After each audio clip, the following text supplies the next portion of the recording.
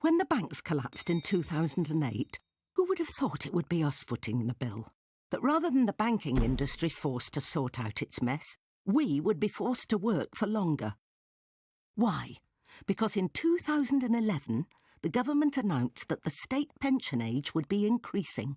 So after a lifetime of hard work, we can now look forward to even more. And what of future generations?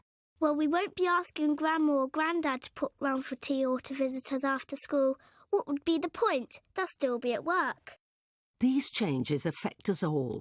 For those of us already over 59, the state pension age will increase to 65 for both men and women. And if we're under 59, there'll be an increase to 66 or 67. And of the millions of us under 36, well, we can look forward to an increase to 68.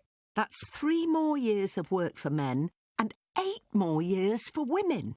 The highest state pension age in Europe. And if that's not enough, the government is planning continual rises in line with rising life expectancy. So if you're born today, you can look forward to retirement in 2092. At the grand old age of 80. How can this be fair? The government tells us that people are living longer, therefore they should be able to work for longer too. But it's not that simple. Just because people are living longer, it doesn't mean they're able to work for longer. Of those of us aged 60 to 65, 32% have long-standing health issues, 28% are often in severe or moderate pain, and 51% report some kind of mobile difficulty. Should we really be forced to work for all these extra years? Surely people have the right to choose.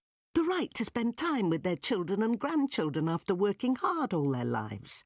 Today, 36% of British families use their grandparents as their main form of childcare. But not tomorrow. Not if Granny's still at work. Have we forgotten what matters? In the UK, there are 2.5 million pensioners living in poverty. In Europe, only Cyprus, Latvia and Estonia abandon pensioners to a greater degree. As corporate profits soar, CEOs can look forward to pensions that average £175,000 per year. Yet 66% of their employees have no pension at all. Those that do have an average pension of just £5,860 a year. In the public sector, the average is just £5,700 a year. Is this fair? And is it fair that now we will have to work so many more years just to be able to claim it? As more and more young people join the dole queue, more and more old people are now being forced to work. If you believe we deserve dignity in our old age, that we should have time to care for our grandchildren, that we shouldn't be forced to work for years longer just to maintain our pension, then sign the e-petition at www.68istolate.org.uk and get involved. 77% of people think it's unfair that we'll have the highest state pension age in Europe. 68 is just too late, but it's never too late to act.